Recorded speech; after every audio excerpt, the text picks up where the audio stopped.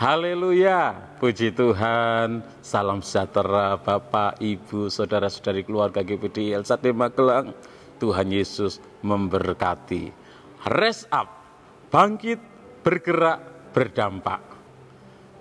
Hari ini kembali kita akan bersama-sama belajar firman Tuhan, dan pembacaan kita ada di dalam kitab Kejadian pasal 41. Kejadian pasal 41, saya akan membacakan ayat 15 dan 16. Demikian bunyi firman Tuhan. Berkatalah Firaun kepada Yusuf, "Aku telah bermimpi, dan seorang pun tidak ada yang dapat mengartikannya. Tetapi telah kudengar tentang engkau, hanya dengan mendengar mimpi saja engkau dapat mengartikannya." Yusuf menyahut Firaun, "Bukan sekali-kali aku, melainkan Allah juga yang akan memberitakan kesejahteraan kepada tuanku Firaun." Firman Tuhan hari ini saya beri tema rendah hati. Rendah hati.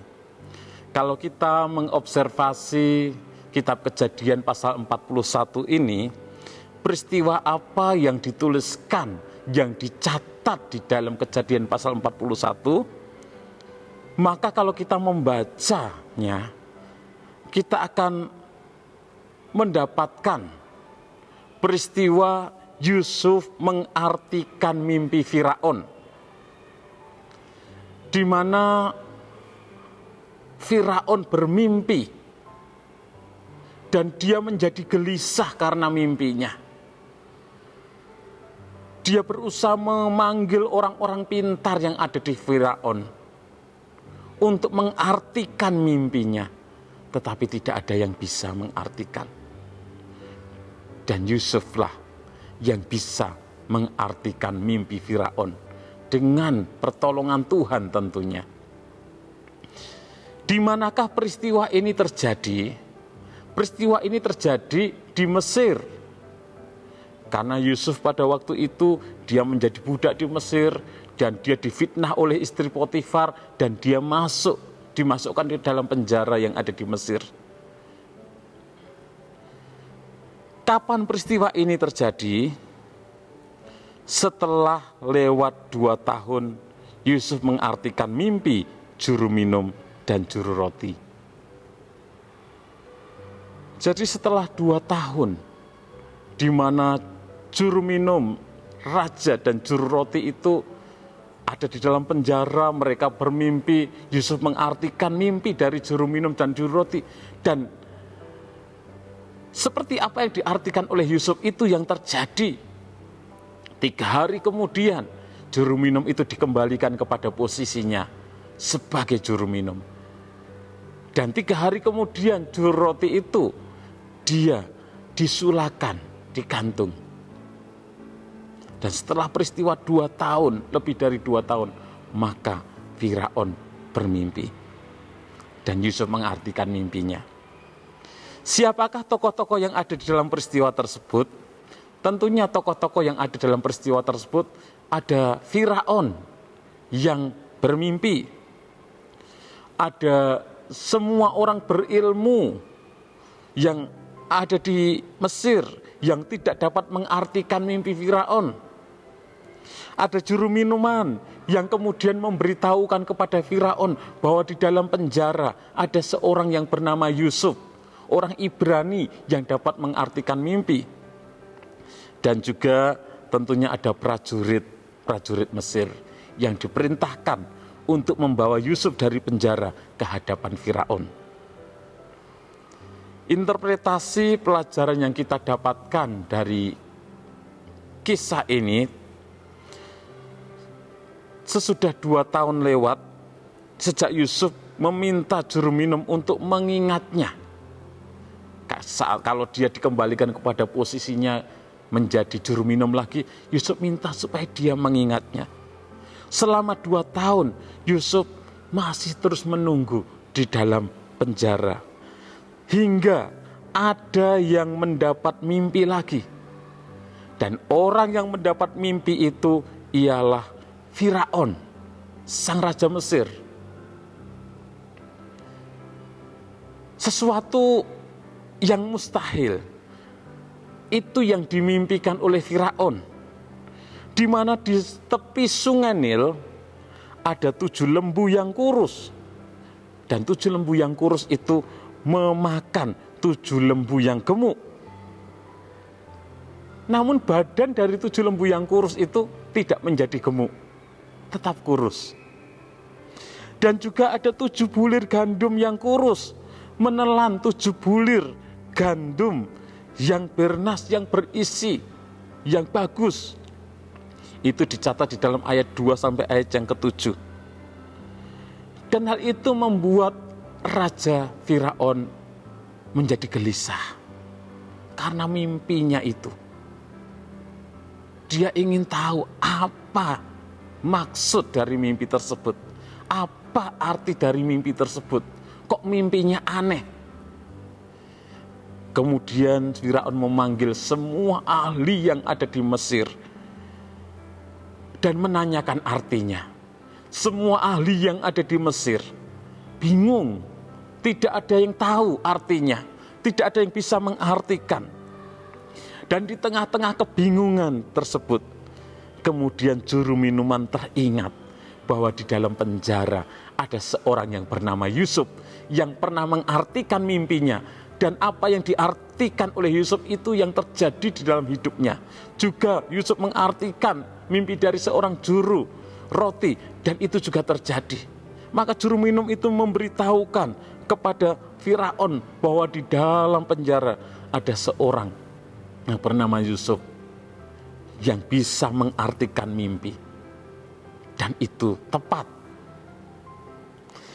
Begitu Yusuf dibawa menghadap Firaun, maka Firaun menceritakan apa yang dia impikan.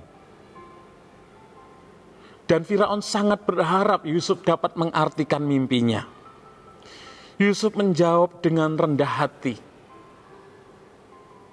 bahwa bukan dia yang mempunyai kemampuan, melainkan Allah yang memberitahukan artinya. Di dalam ayat yang ke-16, Kejadian 41 ayat yang ke-16, Yusuf dengan kerendahan hati menyampaikan bahwa bukan karena dirinya, tetapi karena Tuhan, karena Allah yang menolong dia, Allah yang memberitahukan artinya kepadanya.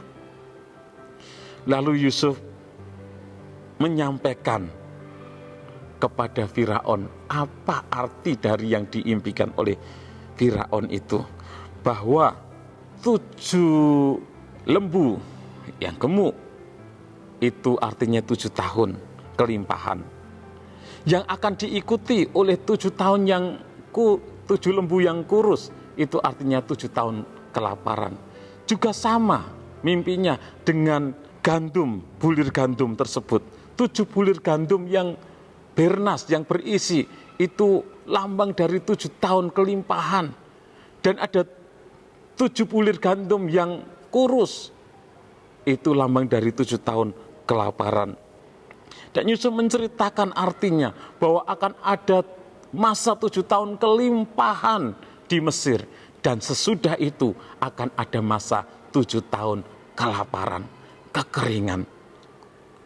Dan dengan rendah hati Yusuf menunjukkan rasa hormatnya kepada Firaun dan memberikan dukungan kepada pemerintahannya, sehingga pengartian mimpi itu disusul dengan saran yang mewartakan kesejahteraan, bahwa Firaun harus mencari orang yang bijaksana. Ketika masa 7 tahun kelimpahan, mereka harus membuat lumbung-lumbung, mereka harus membuat persediaan simpanan untuk kemudian 7 tahun masa kelaparan. Dan atas persetujuan Firaun, orang yang berakal budi, orang yang bijaksana itu diberi kuasa untuk memimpin, mengatur semuanya itu. Dan Yusuflah yang diangkat menjadi orang nomor 2 di Mesir untuk mengatur semuanya itu. Yusuf yang dipercayakan oleh Firaun. Maka di Mesir tidak kehabisan makanan. Dan hidup rakyatnya terpelihara ketika masa 7 tahun kelaparan. Begitu besar kesempatan bagi Yusuf untuk tinggi. Setelah akhirnya ia dikeluarkan dari penjara, ia bisa saja memamerkan pengetahuannya di depan Firaun dan menonjolkan dirinya sebagai orang bijaksana yang patut dipuji. Bisa saja dia berkata, oh karena saya yang mengartikan mimpi itu. Dia bisa saja meninggikan diri. Namun Yusuf rendah hati. Yusuf tetap menyadari bahwa semuanya itu dari Tuhan. Dan nama Tuhan yang ia muliakan. Dalam mengartikan mimpi Firaun pun, Yusuf berbicara, dia sebagai seorang hamba. Tuhanlah yang memberikan pengetahuan. Tuhanlah yang memberikan pengertian. Aplikasi dalam kehidupan kita, Bapak Ibu Saudara yang kasih oleh Tuhan, setiap kita manusia, kita punya kekurangan dan kelebihan. Atas kelebihan-kelebihan yang Tuhan berikan dalam hidup kita, mari jangan kita menjadi tinggi hati. Jangan kita menjadi sombong, karena semua itu adalah anugerah dari Tuhan. Biarlah kita tetap hidup dalam rendah hati. Karena segala kelebihan yang ada pada kita, mungkin kecerdasan, kepandaian, hikmat, talenta, bisa main musik, bisa bernyanyi dengan bagus, bisa ini, itu, dan lain sebagainya, itu semuanya berasal dari Tuhan. Mungkin punya kelebihan harta, kekayaan, itu juga dari Tuhan. Mari sebagai umat-umat Tuhan, kita tetap rendah hati.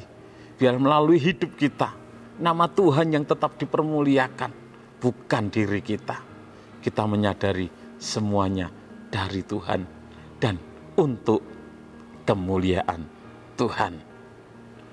Tuhan Yesus memberkati. Terima kasih kepada Bapak Ibu Saudara yang sudah dengan setia mengikuti Renungan 79. Kiranya menjadi berkat bagi kita semuanya. Bagi Bapak Ibu Saudara yang ingin didoakan dengan pokok doa tertentu atau ingin menceritakan kesaksian, dapat menyalurkan melalui chat WhatsApp di nomor 0813 2742 0088. Mari kita berdoa. Terima kasih Tuhan Yesus, Engkaulah sumber segala yang baik. Engkaulah sumber segalanya dalam hidup kami. Apapun yang ada pada kami, itu berasal dari Engkau. Oleh sebab itu tidak ada yang patut kami sombongkan, tidak ada yang patut kami tinggikan Tuhan. Hanya Engkau, Tuhan kami, Allah kami yang layak kami puji, kami muliakan. Biarlah kami boleh menyadari semua yang ada pada kami itu berasal dari Engkau, sehingga kami tetap hidup di dalam kerendahan hati. Kami tidak menyombongkan diri kami, tetapi kami boleh tetap hidup di dalam rendah hati Tuhan. Memberkati umat-umat-Mu dimanapun mereka berada. Padamu ada sumber hayat. Di dalam terang-Mu, kami keluarga GPD Ilsade Magelang melihat terang. Lanjutkanlah kasih setiamu bagi kami yang mengenal Engkau, dan keadilan-Mu bagi kami yang tulus hati. Di dalam nama Tuhan Yesus Kristus kami berdoa bersyukur. Haleluya. Amin.